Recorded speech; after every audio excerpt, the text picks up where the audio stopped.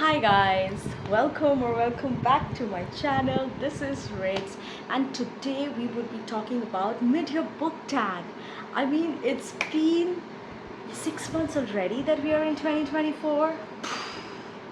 How did time fly so fast? I mean, I just remember yesterday starting this channel and it is already like 7 months old channel.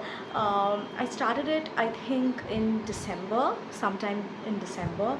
I was planning to start this channel in January 2024, but suddenly one fine day I just woke up and I thought there's no better day than today, and therefore I started it in December, and it's already 7 months since I started this channel. It's like, wow, I have been sharing my book reading journey with you for 7 months now. That's amazing, isn't it? But so the 6 months of 2024, which is the main time frame of this channel, and I am so excited, guys, that this 6 months I would be sharing what I like the most, which books disappointed me, which book surprised me, stuff like that. And I'm so excited. I'm so very excited, guys. So without further ado, let's get started with mid-year book tag. So first of all, I would like to say that I have read 20 books this year. So my goal for this year was 24 books. I thought maximum I can read, 2 books per month. But I am already 20 books in, and I think that I am going to, absolutely nail my book reading goal, and I would be reading more books. Best book that I've read so far this year is The Jinn Waits 100 Years by Shabnam Khan, and this book is, wow, this book is so beautiful, this book is so magical and so eloquent. If you haven't read it, I highly recommend you read it, because this is a book which has landed in my forever list, which is like best book of all times list. And I think this book is so beautiful and magical and well written that this needs to be in your shelf. So the best sequel that I have read so far in 2024 is obviously House of Flame and Shadow by Sarah J. Maas. This is the third and final part of Crescent City novel, which has been one of my favorite fantasy books, and I absolutely loved this book. Though there were a few things which disappointed me in this book, but the writing of Sarah J. Maas and the character development and the plot twists were amazing, and I absolutely adored this book.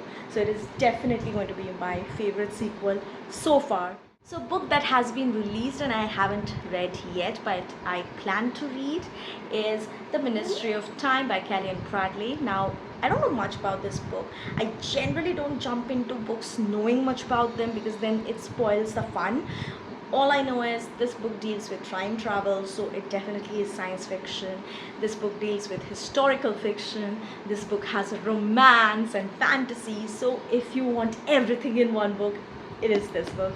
And also what this book has is some amazing reviews. So I just am so excited to read this book. I'm very excited to read this book. Anticipated release of the year, which is going to release in the second half of the year, is Somewhere Beyond the Sea by TJ Klune. And you guys know, if you have been following me, that I am a huge fan of The House in the Cerulean Sea by TJ Klune, and it is a sequel to that book, and I just can't wait to see Linus Baker's story again, and I am so excited to see how this story is going to unravel further. So yeah, that's my most anticipated disappointment of the year. Well, there were two. One is Murder Road by Simone St. James. I have a big book review regarding this book, and I have told you guys in details what I thought about this book. Overall, I don't think it had a story to begin with, and that really was very infuriating, and the main character was very infuriating, and all the plot was so dumb. So I definitely didn't like that book. So the other book that really disappointed me was Razor Sharp by Ashwin Sanghi. I had high expectations from this author, but this book fell so flat. First of all, the writing style was really infuriating, because mostly it was written in a local language, which I do not prefer. in an English book, and the rest is like, it was predictable, it was quite predictable, so it felt pretty flat. I think I rated Murder Road 2 stars, and I think I have rated this book a 2.5 stars. So these were the most disappointing books of the year so far. Biggest surprise of the year is none other than None of This Is True by Lisa Chill. Now she's an author whom I have never read before, and this is the first book that I've read of her, and it really nailed it. I absolutely loved this book. This is how a thriller should be written: fast paced, short chapters, cliffhangers in every chapter, keeping you on the toe, and the ending twist, the plot twists are mind blowing. So definitely None of This Is True by Lisa Chill. First and only DNF this year was Chain Gang All Stars, and this book I have heard some really good reviews, and I won't say this book is bad. This book is just not for me. I think for me, I really read very few science fiction, and science fiction is not my thing. It is very difficult for me to read science fiction. I love sci-fi movies, but when it comes to reading books, I really don't understand them a lot, and I think this is what has happened with this book. I know this book is really good because a lot of you guys have read this and have given some really good reviews, but for me it was a first and only DNF of it. Favorite new author debut or new is none other than two people, Shabnam Khan and Lisa Jewell. I have read both of their work for the very first time, and they were so great in their own respective way. She ended up being in a really respectable position when it comes to an author in my life, because I absolutely loved and adored this book, and it is like one of my favorite books of all time. And this lady, she knows how to write a good thriller, and you guys know, like, thriller and fantasy are the two genres which I love the most. So I absolutely was surprised, and I absolutely loved this two author this year. Read genre this year would definitely be thrillers. I have been into that thriller mode a lot, like fast-paced, good psychological thrillers is my go-to thing right now. I do love fantasy, but fantasy books are going a bit slow for me currently. So this year, I think I have read quite a lot of thriller books. Fictional crush. Well, it's none other than Rune from House of Flame and Shadows. I mean, I have always thought I was a Ethan kind of a girly, but I loved Rune's character.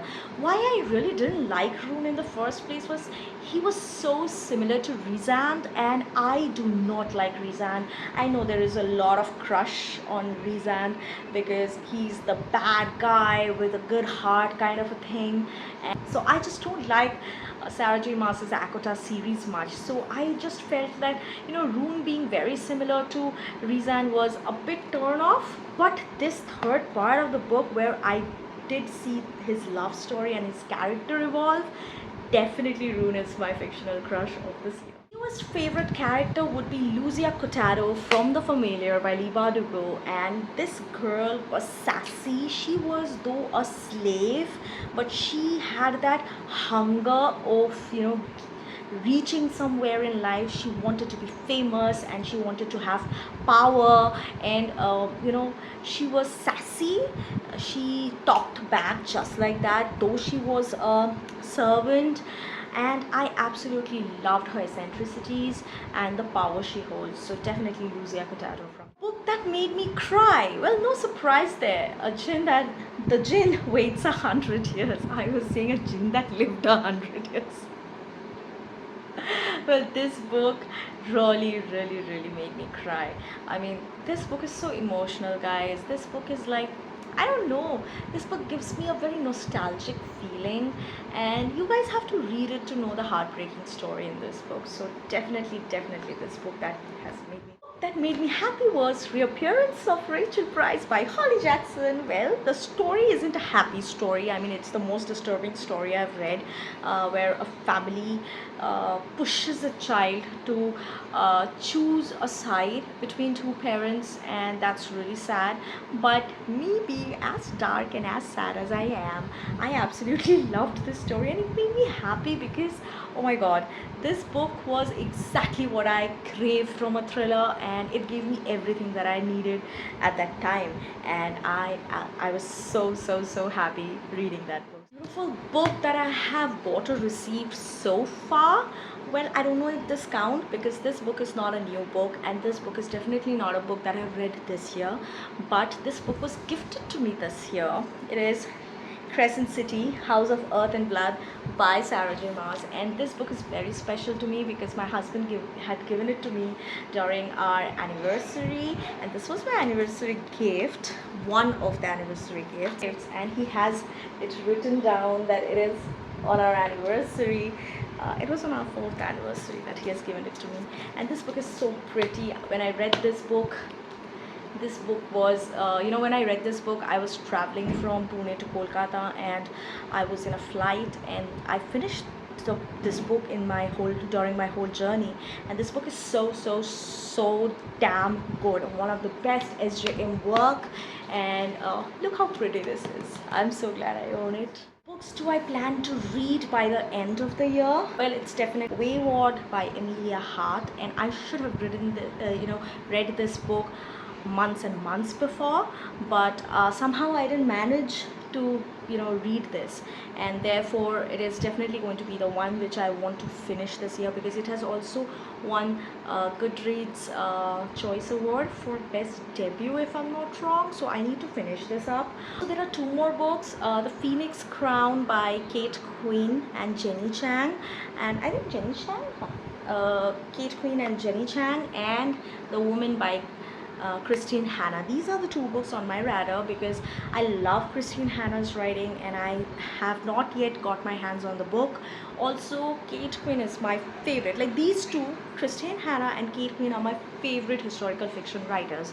So I'm definitely going to delve in that genre because I have not been reading a lot of historical fiction this year. Guys, with that, we come to the end of the video. That was my mid-year book tag. Do let me know if you have read any of those books or are planning to.